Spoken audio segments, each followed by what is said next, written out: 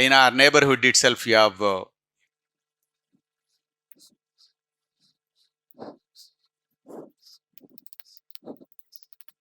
there are two big countries.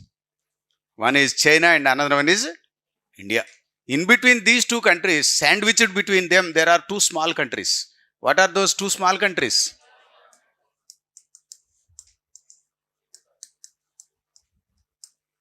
These are best examples of buffer states. Can Nepal and Bhutan have independent foreign policy of their own choice? No.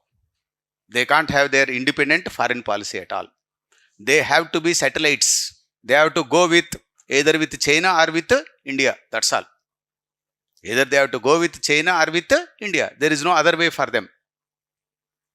That's it. And particularly they have to go with India only. That is what the geography says. Because their access is through India. They can't access the sea through China. Say for example, Nepal cannot move like this. Bhutan cannot move like this. It's not possible. It's completely rugged terrain, Himalayan ranges and a huge Tibetan plateau region. So they cannot have direct access to the Chinese mainland. But their access to India is quite crucial, easy. They can very easily get into the Ganga plains. That is the heart of India. And Bhutan can from here they can get into through Bangladesh and through Calcutta they can get into the sea. Either for Nepal or Bhutan, what is their maritime access? Access to sea. It is through Calcutta port or Chittagong port. That is through India and Bangladesh only. That is the only way they can do it. There is no other way. So geography suggests that Nepal and Bhutan cannot have an independent foreign policy. They have to go with align themselves with the interests of India only. There is no other way. They have to align themselves with the interests of India.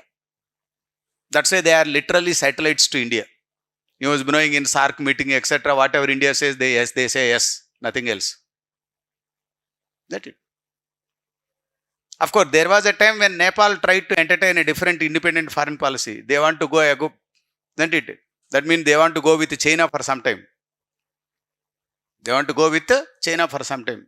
I think when Rajiv Gandhi was the Prime Minister, I still remember those days. So when the Nepal government wanted to have a separate foreign policy and they want to serve the interests of China rather than India, they entertained for the first time that thing. Then that was the time when the Indo-Nepal Friendship Treaty came up for revival. And India refused to revive that Indo-Nepal Friendship Treaty. So under that treaty, you provide free access to Nepal. So you have checkposts all along the Bihar-Nepal border and UP-Nepal border. There are specific checkposts are there. Through those checkposts only all essential commodities to Nepal will flow.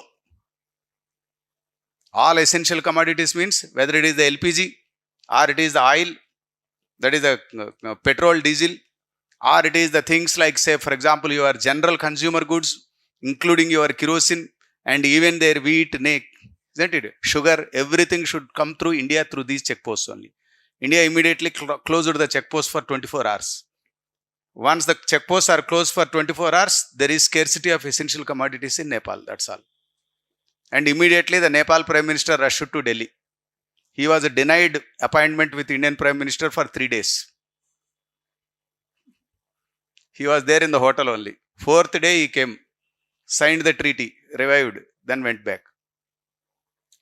Of course, then later on we have seen so many things. They tried to go with China for some time, this and that. But still things are not working, you must be knowing. It's not possible because the geography says that they cannot have. That's it. So such geographical locations are very, very important. Your location will determine. Similarly, take the classic case of India. What about India's geographical location?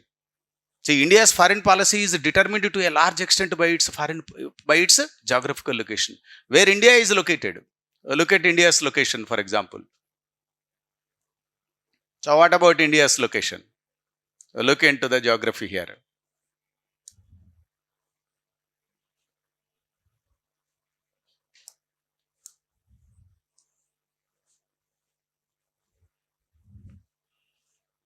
So here you have India. So how about our location? To the north you have one big country, China, separated by Himalayan ranges. To the west you have an adversary, Pakistan.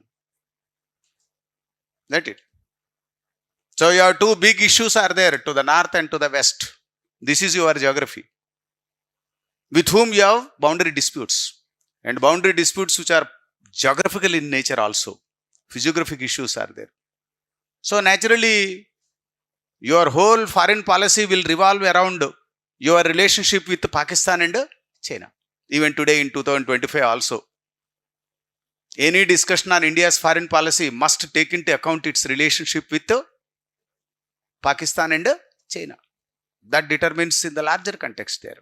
So your geography always determines. And say similarly, for example, you take the case of USA.